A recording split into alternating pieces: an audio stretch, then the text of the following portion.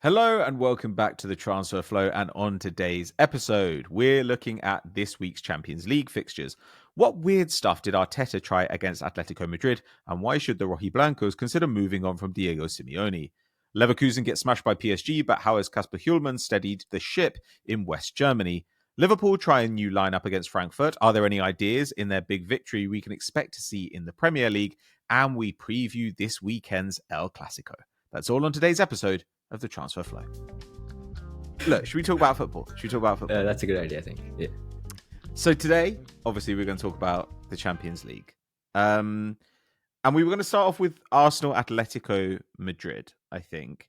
Yes. Arsenal have a third clean sheet in 3 in the Champions League. They and Inter Milan, once again, look like the defensive powerhouses in the Champions League this season. Neither one of them has conceded a goal so far. Arsenal, in fact, are up to 9 clean sheets in 12 games so far this season, which seems normal. But actually, this game was more interesting for what they were doing in attack than the way their defense was playing, I would say. Yeah, absolutely. I think we saw a few different ideas.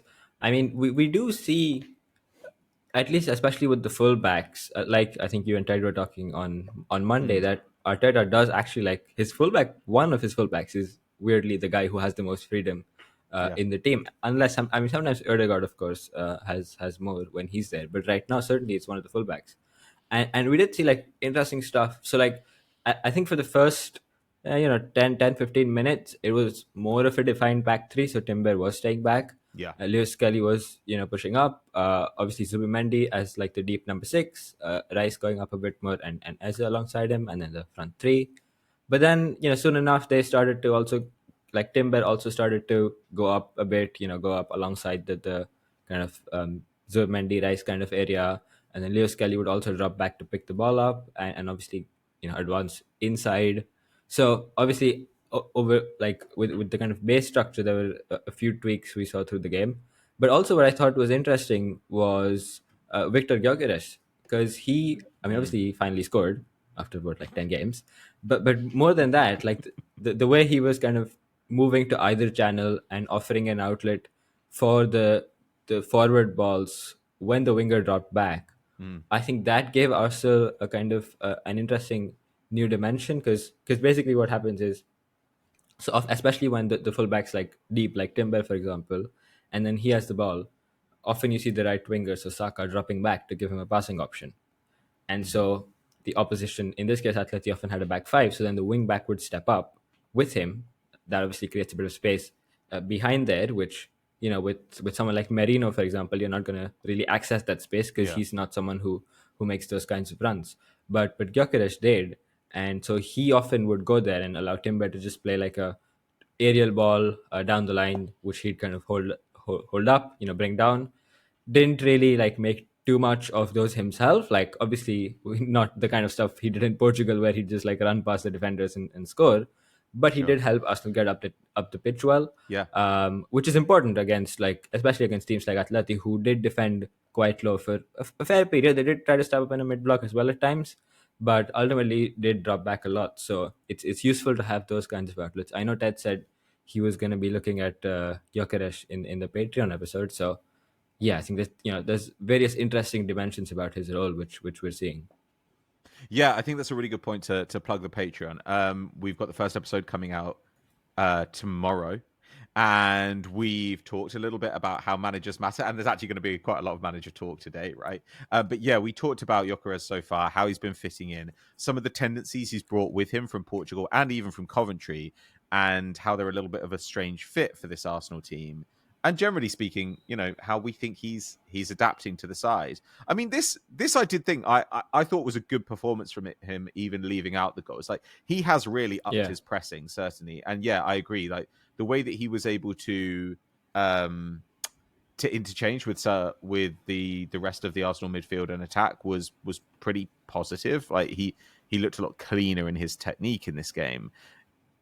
It was interesting. Yeah, so Timber started off in that reserved role, and then as time went on, you did see him in this kind of rotation on the right.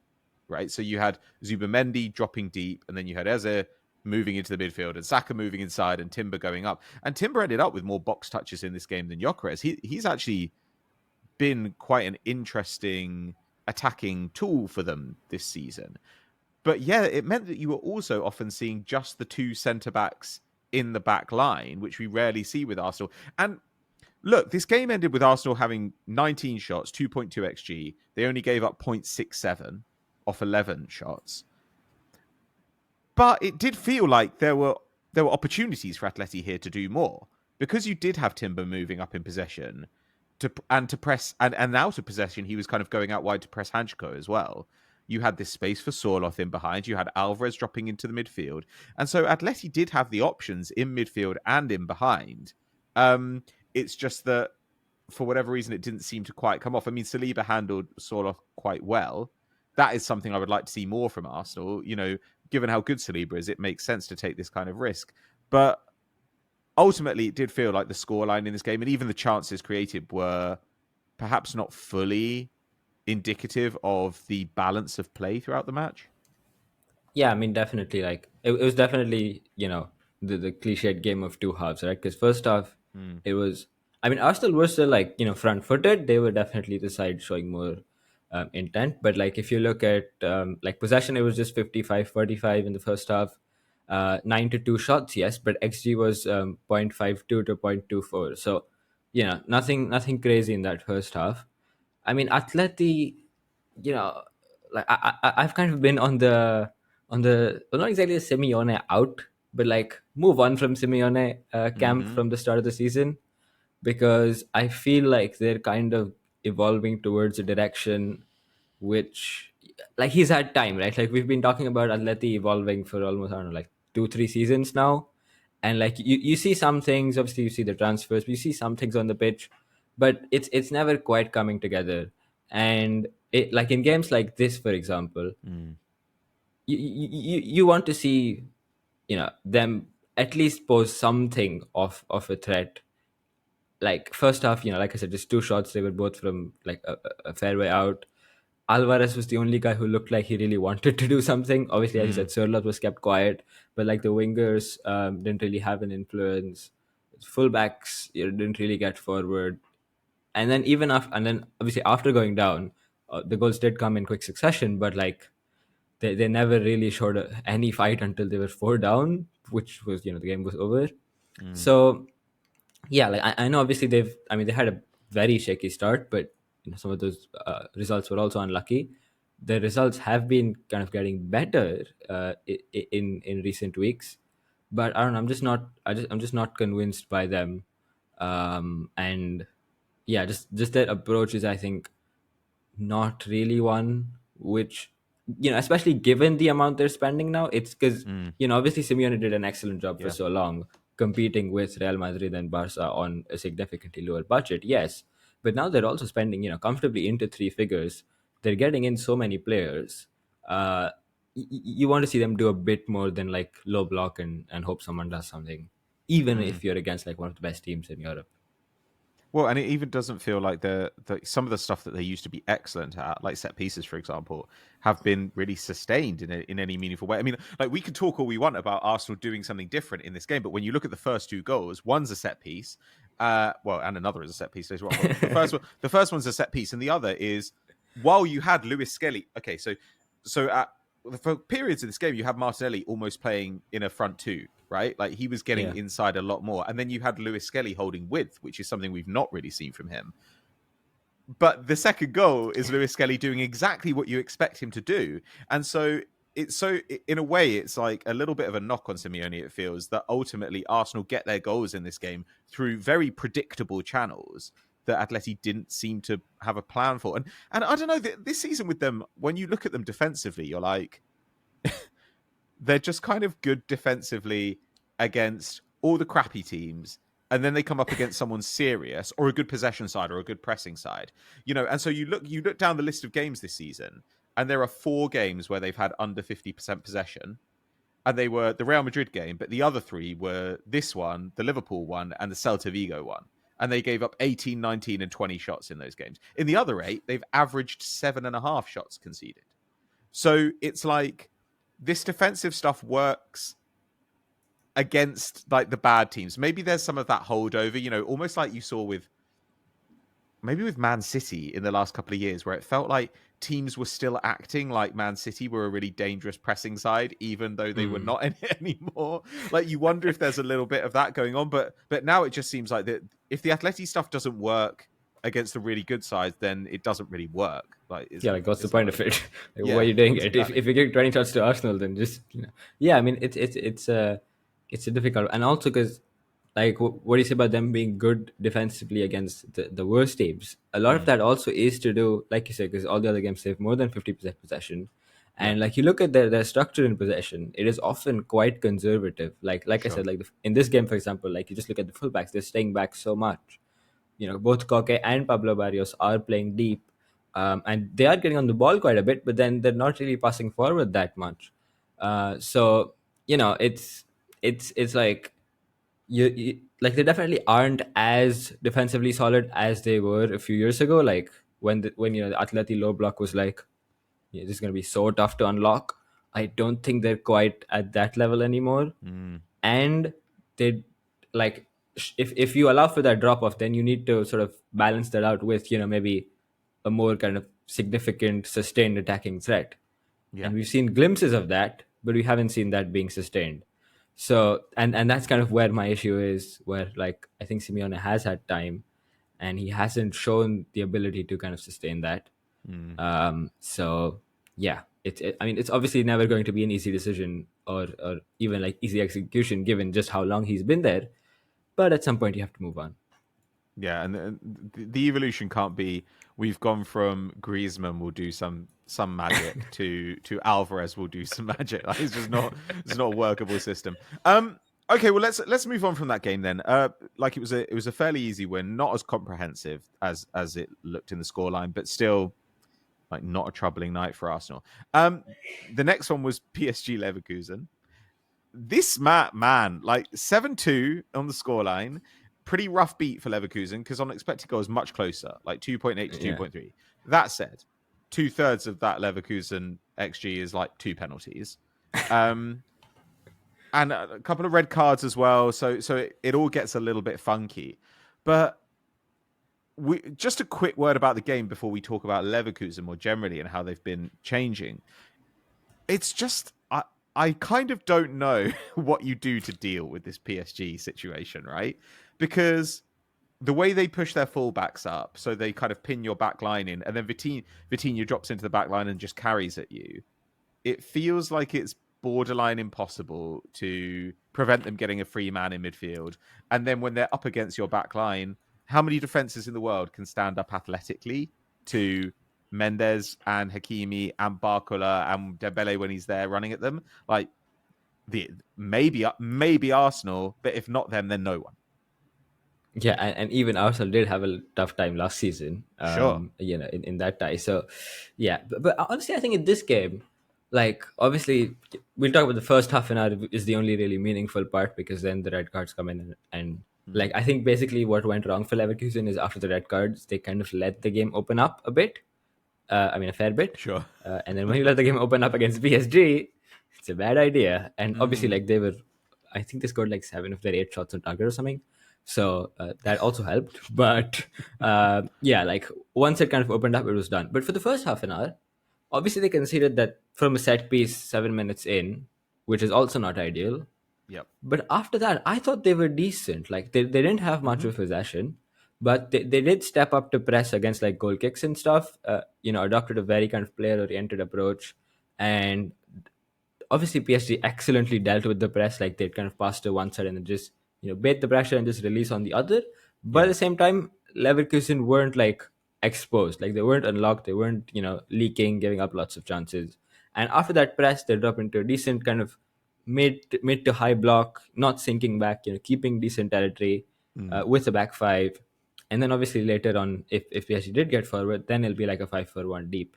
But I thought they kind of dealt with that pretty well, and then slowly, gradually started to create threat of their own.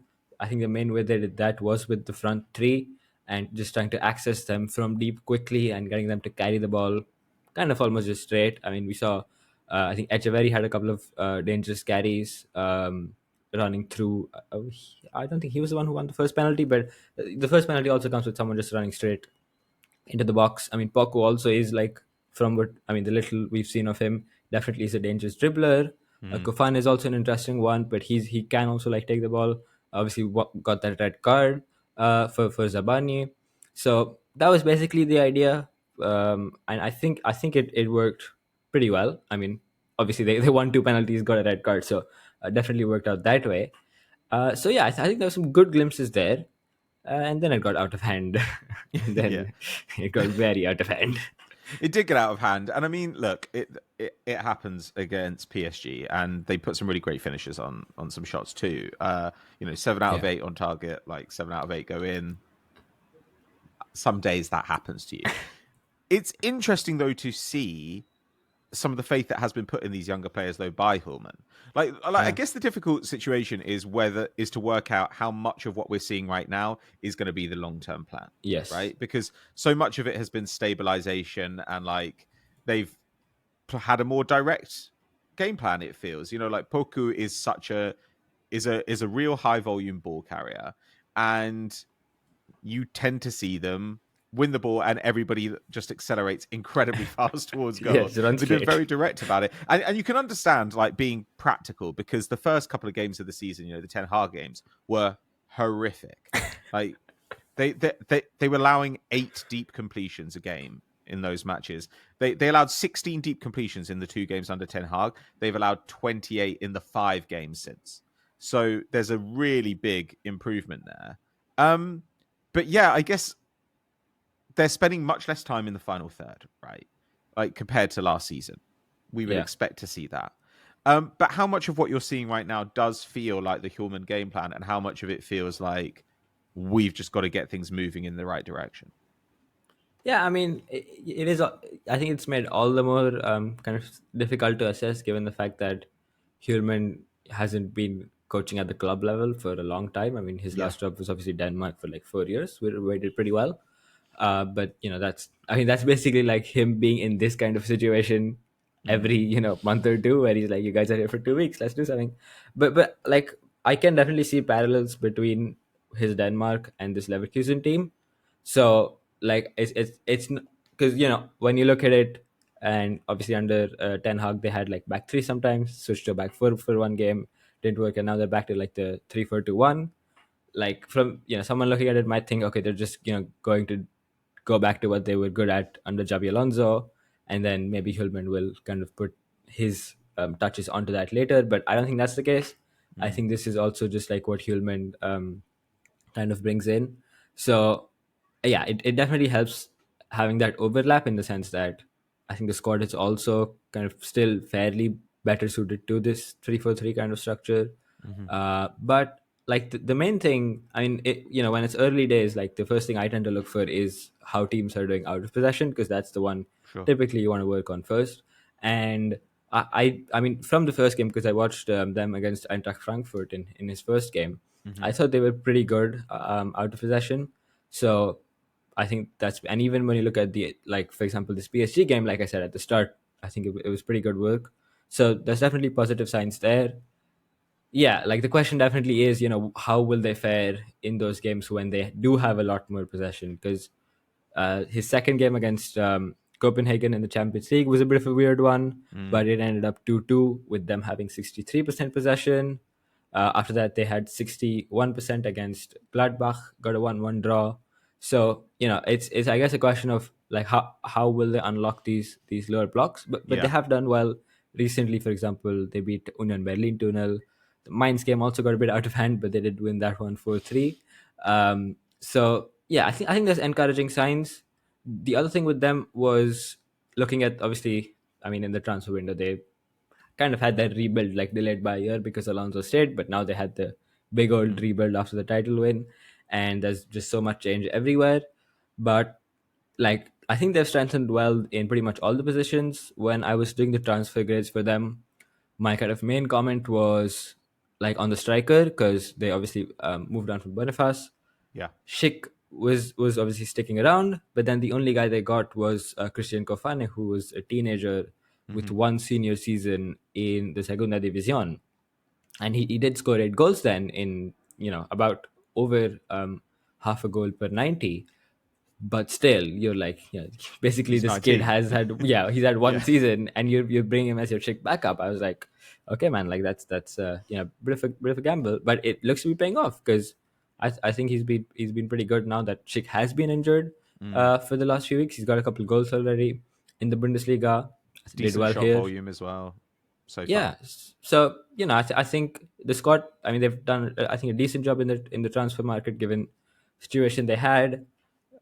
Encouraging signs from Hjulmand so far. So yeah, I think if they can kind of keep building in this direction, they'll be a pretty good team because I think they have the tools to play these different kinds of games, be it against like a stronger team where they have to work out of possession more, or keep more of the ball and try and break down opponents. So I think it's an interesting one to follow, but they should probably. I mean, I expect them to be in the top four race for the Bundesliga certainly.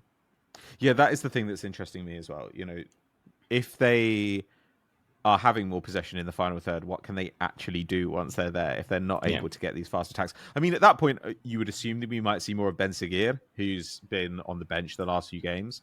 That might be the long-term plan. I don't really Yeah, I know. mean, Echeverry as well, right? Is Yeah. someone who can kind of so I think like the main thing with the transfer window was they did go out and get like these differing profiles to give themselves different options. Mm. So I think that's definitely like a positive for I mean, Hillman certainly has the tools to work with. So I guess question now is what like the coaching staff does for these different kinds of games.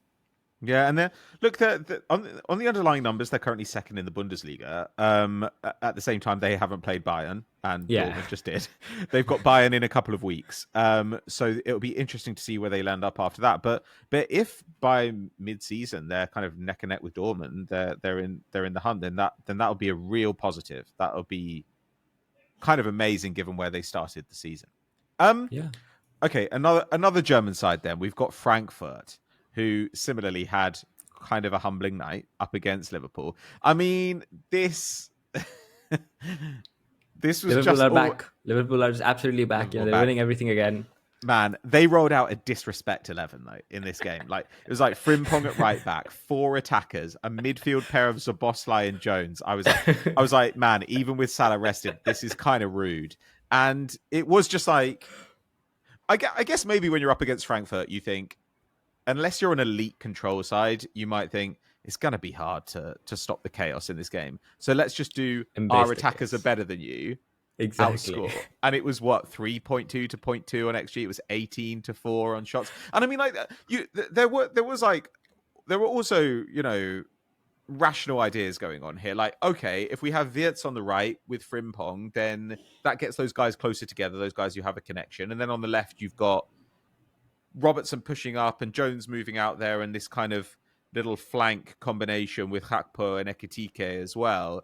And that also was meant to, I think, give Frimpong space to run into on the right flank. Once he goes off, once he goes off, you've got Bradley doing it. But then Bradley even had that really good header on about half an hour. So it was still happening. But man, I was watching this game and I was just like, this is just like, we don't rate you.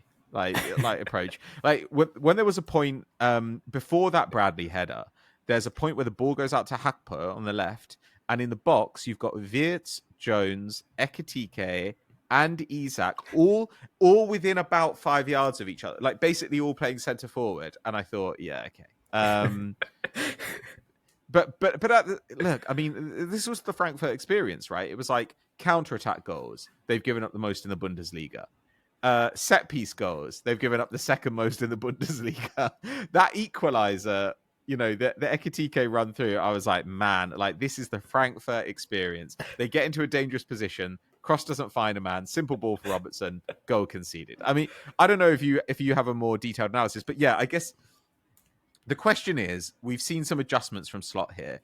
Do you think that any of these are going to be ported over to future fixtures, or does this feel like a guys, it's Frankfurt kind of situation? I mean, when I saw the lineup first, I actually also wondered if he'd do Szoboszlai at right back, Yeah. Frimpong at right winger, and Yeah. Wirtz in midfield. I'd have liked to see that. Mm-hmm. Because, anyway, the two guys there weren't really doing much defending. Like, Frankfurt were running straight through them sometimes. wouldn't be too much different that way. But yeah, it'd be interesting to see how Wirtz would do in that kind of a deeper role. But like maybe for another game. I don't know who is a good candidate, but some other day. But no, I mean, I think yeah, obviously like this midfield duo is not the one you want to play in against most other teams. Anyone. But yeah, pretty much anyone. But I mean, the I think there is something here because I mean I did I think it was 2 weeks ago or 3 weeks ago that I wrote a newsletter piece looking at how Liverpool could fit Isak and Ekitiké. Yeah. It's probably like more than 2 weeks ago because it was at the end of the transfer window. It's some time ago now. It's nearly Yes. Halloween. Like, what are you talking about? As you can tell, my perception of time is really good. But yeah, so I think Isak and Ekitike, starting them together is, I think, a valuable exercise. Mm-hmm. Like I know many people are saying that yeah, now they have all these options and they have a lot of depth and they'll just rotate. But I think there is a world where you can start definitely both of them, and two off with Gakpo Salah. So this was kind of somewhat along the lines of what I was suggesting, except obviously with different fullbacks. So one Mm-hmm. of my ideas was you keep Szoboszlai at right back. Yep. So he and obviously you hope that he learns to play right back, and does not keep going into midfield all the time. So yeah, it did hinge on that. But the idea was, so you have Szoboszlai at right back, Salah right winger, Isak Ekitike front two, and then you can put, for example, Wirtz on the left, and have Kerkes overlap, and so Wirtz tuck inside, Kerkes overlap. Mm-hmm. And I think that is what Kerkes is meant to do. I have still not understood what Slot's been trying to do with Kerkes throughout this season, because he's playing him deep for some weird reason, and he looks bad because that's like not something he's ever done and not something he's supposed to be good at. So yeah, that one is still kind of going over my head. But yeah, I think basically the idea is keep one of the fullbacks deeper to form somewhat like a back three, which Robertson did fairly often in this game. He also pushed up. Yeah, Hakpo has been really good, so I don't think you want to drop him much, because he's like the one guy who's looked consistently good in this attack. Yep. So yeah, there's obviously different things you have to think about. But yeah, this idea of Isak, Ekitike drifting around him, and then two guys of whom one holds the width and Wirtz who comes inside of the wing is, I think, one worth pursuing. Obviously, with like someone like Gravenberch in midfield, who actually stays in midfield and does not let the opposition run directly past him. I would be interested to see that as well in like a more serious game of football. I think, yeah, and I guess that then when you have the ball, that's going to put you in a fairly conventional like 3-2-5 or 2-3-5 or Yeah, something. exactly, Like it's exactly. basically exactly what you'd expect to see.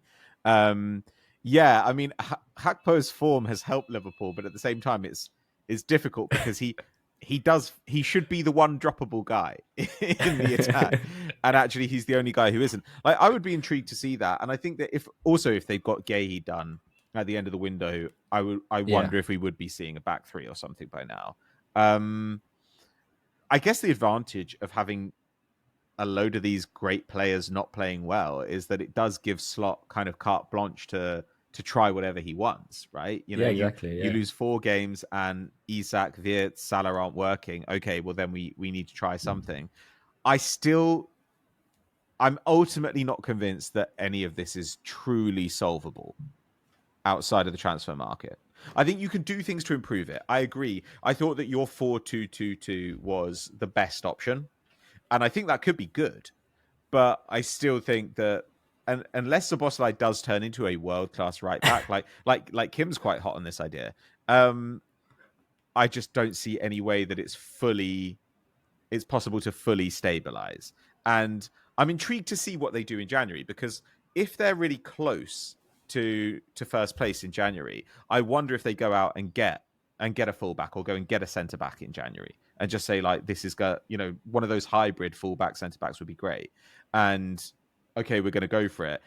Jurriën Timber Timber would be perfect for them, man. But yeah, if exactly. But if they were like, it will be intriguing because they don't tend to do that stuff. And if they're more than a few points back as well, I think they might say, this isn't worth doing. Like, we're just going to keep our powder dry and we'll go again in the summer. It's a pretty difficult situation for them.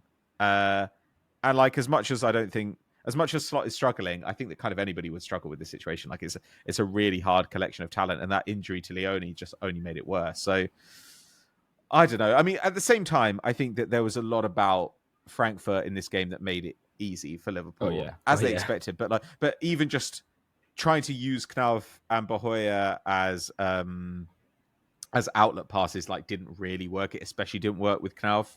Like, he just couldn't really get on the end of anything. Bahoya managed to do it a little bit more, but he was still not a hugely effective outlet. So I'm intrigued. I would like to see them try something insane like this again.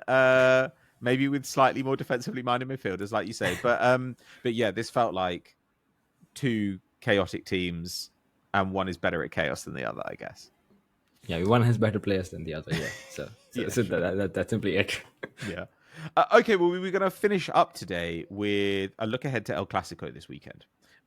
Barcelona and Real Madrid, both having interesting seasons so far. Neither one looking completely unbeatable, I would say.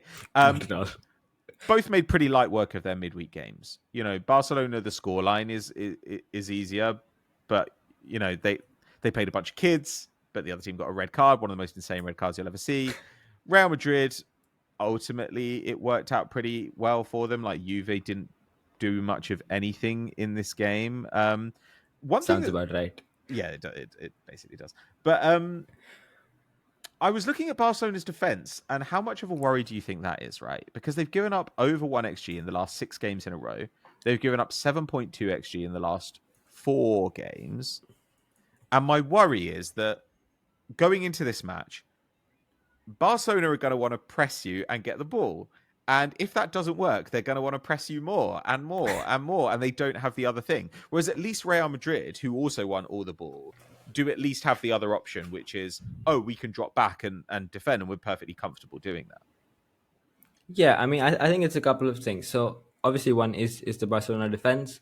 We were saying this in the summer, of course, but Inigo Martinez was, a big loss. Yeah. And now Kubarsi has been excellent again so far this season, but whoever is alongside him, whether that's Eric Garcia or Ronaldo Araujo, whoever it is, you're gonna think that's the relatively weaker link, which is crazy to say when the other guy's 18, but that is actually the case. So like at least one of the centre backs is going to be a bit of a question. Mm-hmm. And the other thing is, and we know Real Madrid can get in behind Barcelona's defense. Yeah, they did that a lot last season. The problem was Kylian Mbappé was playing striker for the first time in his life, and he did not know how to get in behind a high line. So he was always offside. He's been doing that for a year. I think he's gotten a lot better at it. Yeah, definitely. He's definitely getting the goals for it. But also, if you just look at his movement against a Mallorca, for example, he is not getting caught offside that much. He is kind of timing his runs a whole lot better, I think. And he's moving around a fair bit as well, but also posing a threat in behind pretty consistently. So I think, I would definitely hope after a year he has gotten better at it after playing striker all the time. So I think now, if basically the same thing happens that happened in last season's Clásico, Real Madrid do score those goals early on, and obviously it becomes a very different game. So one is that I think Mbappe in behind is going to be a threat, and I'm not sure how Barcelona are planning to deal with it. On the flip side, the one thing they have going for them is, I think, is Jose going to play, or where I'm looking, he's listed as doubtful. If he's not playing, then there's something to be had in the press, because it's probably Asensio, isn't it? At right centre back, and I do not like that guy's ball playing, among other things. So if you give him space, he'll play a good pass. But if you press him, I am not kind of the most confident in him. And also then at right back is Valverde, who is not right back. So that's the other thing. So there is something to be had in the press. But on the flip side, if Real Madrid do manage to kind of keep hold of possession and do manage to get forward, push Barcelona back, like one of the things from that Olympiacos game I thought was Barcelona are kind of struggling without a good outlet up top. Yeah. Obviously, Lewandowski's injured, and in that Olympiacos game, there was a good period around 20, 30 minutes when they managed to keep them penned in and Barca couldn't get out. Like they either didn't clear well or they hit it to Rashford and he couldn't hold up because he's not the kind of striker who's really, holding the ball up a lot. So, I think that could be an interesting dynamic as well, where if Real Madrid do push Barca back, and they definitely will come up with like a good structure in possession to kind of counter press, then I'm interested because it's not only Lewandowski's missing, it's also Rafinha, right? Who's obviously tracking back, but also helping you escape on the counter. So then often what happens is you're pretty reliant on Mm. like trying to get the ball to Lamine Yamal, but you can't do that always. So how Barcelona play out is also a question, and then also how Real Madrid press, because again, without Lewandowski, they don't have that focal point up top to hit those long balls to. Hmm. So it's a different kind of structure. So in fact, I would say the more maybe the more decisive factor is how Real Madrid press, because if they get their press spot on, I think they can have a good day here. We've spoken before about their high line issues. Like when they're pressing up front, it's not been like the issue's been the defensive line often when someone hits a long Hmm. ball and someone like Asensio does something silly. But without a striker like Lewandowski, he probably has a better chance of not doing something silly. So then Real Madrid's press could actually end up being quite successful. Hmm. And if they do go for it, that's the main thing. Like if he does the same thing as they did against the Atleti, then it's a whole different question. Sure. If they do go for it, I think it could be the decisive factor. Yeah, I think they're going to have to. I think I mean, that's kind of wise again. And with Barcelona, the thing with Barcelona is, I just always think without in the absence of Rafinha, the guys who you've got playing on the left side and at centre forward, at least one of those guys has to have a really, really good defensive game, like a really good game in yeah. the press. Like we saw against PSG again, where I think you had Torres and Rashford, and it meant that what was happening a lot of time is you just had like Pedri caught between Zaire Emery and Maulu, and he can't cover both of them. And then you had Ruiz pulling out wide as well, and suddenly you're like, oh, okay, well, it's just really kind of easy for Vitinha to pick a pass through there. And I just don't really trust those guys in the press. Like Rafinha's the only one who I feel like is actually going to do what needs to be done. And so that's why I think, as much as Valverde is not, a proper right back, having him in the back line, especially if you've got Asensio there, would be helpful for Real Madrid, because then you've got Hmm. somebody who can actually build play from that position. Yeah, that's true. And they can maybe crowd that midfield zone a little bit more.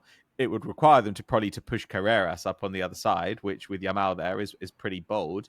But if they're pulling that defensive line backwards, then maybe that's worth doing. I just it, having a slightly weaker side of that press is just such a massive problem when you're Barcelona, and it's basically the whole thing. And I think that Real Madrid will be able to find the free man there. I mean, the alternative, I guess, would be to put Chouameni into the back line to Yeah, cover, but that then was the other one. But then you're you put destabilizing the midfield a Camavinga. bit more. Yeah, Yeah, so I think that it will probably be Asensio, and yeah, I think that's I a think good so. point actually. Like if you do have Valverde there, then yeah, like he does obviously offer a lot of like versatility, right? So one, he can help play out, but Hmm. then two, if Torres or whoever isn't tracking back so much, he can make those overlapping runs as well. Hmm. And then someone like whoever's on the right, if it's someone like Mastantuono, for example, he will like to drift inside, and so they'll kind of be able to overload that side. So yeah, I think that like looking at it right now, I think Real Madrid have more options, and Mm. if they get things right, I like their chances better. So I would lean towards them for this one. Yeah, I think so as well. I think especially the form that Vinicius is in too. Against Juve, Real Madrid were able to create chances without really taking that many risks, because I think they completed like 8 out of 12 dribbles or something. And I was like, okay, is this sophisticated tactical analysis? No. But if if your attackers try and dribble past their man and they do it 2/3 of the time, then that is a problem for the other side. And as a result, you get like 13 shots out of the front line in that game. I just think, I think that combination of Vinícius and I think Mbappé also understanding that he doesn't need to start his run that early. Like he's gonna he's half blaze the pitch, past, dude. he's gonna blaze past whoever's there. Like he doesn't need to worry about it that much. But I'm really intrigued. So what I'm interested to see in this game is how they cover for Hausen if he's not there, how bold they are with the fullbacks, and what's going on in Barcelona's front line in the press. And I think those are the areas where we can expect to see this match kind of won and lost, I guess. Okay, well, I think that just about wraps us for today. Man, Neel, I've got to say, it's good to have you help me through these Champions League games because it used to be so easy to do a Champions League review. You just talk about the goals and stuff. And now I'm like, I've got to learn tactics. Got to learn about all the tactics of these sides. But people who are interested in tactics might find you an interesting follow on social media. Where can they find you? And what have you been writing about in the Transfer Flow newsletter recently? Yep, you can head over to @Neel on Blue Sky Twitter. That's mainly where I am. This week I wrote about Phil Foden's new role for Manchester City so far this season. I think it went out Tuesday.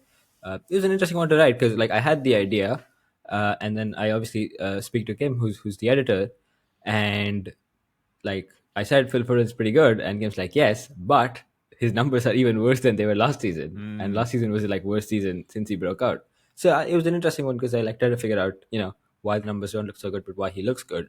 And obviously the answer is because of his new role. But there's more of the answer, which you can find in the piece. Yeah, and it's a really interesting one, I think, to read as City come out of an easy run of fixtures and go into a hard one. I think they've got Villa away coming up. They've got Bournemouth. They've got Liverpool. They've got a really tough run. Newcastle away. So it'll be interesting to go into those matches with one eye on what Foden's been doing this season.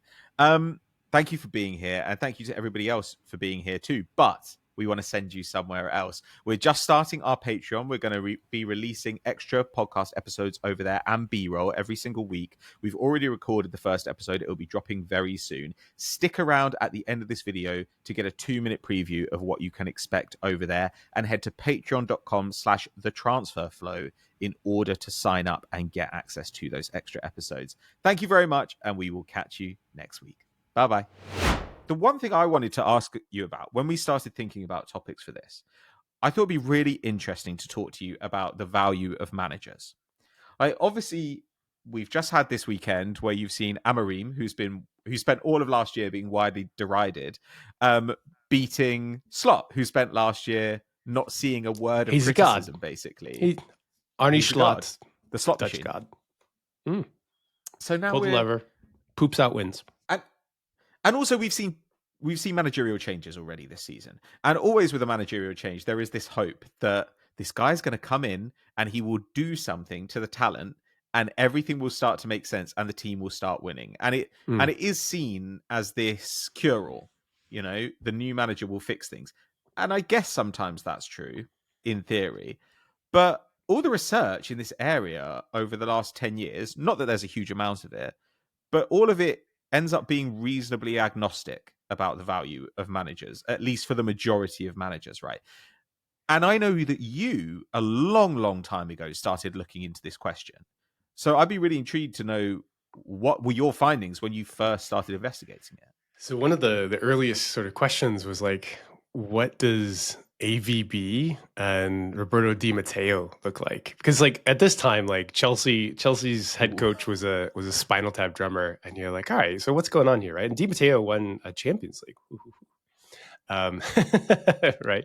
And AVB was the most exciting young head coach in the world at the time, and he's taking over and he's having great results. And these days, if you have great results at a Portuguese giant, we're a little more skeptical about how you might do elsewhere. Not to say that Manchester United weren't skeptical enough or not. I don't have a strong opinion about that because I think Amorim actually had a very good background.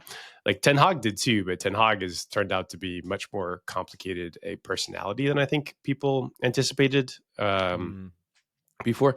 So anyway, coming back to the beginning, the origin story, I was like, all right, cool. what can we find out about head coaches back in like 2013, 2014 that gives us some sort of indicator as to like what they're doing, whether they might be successful, whether they might fall off,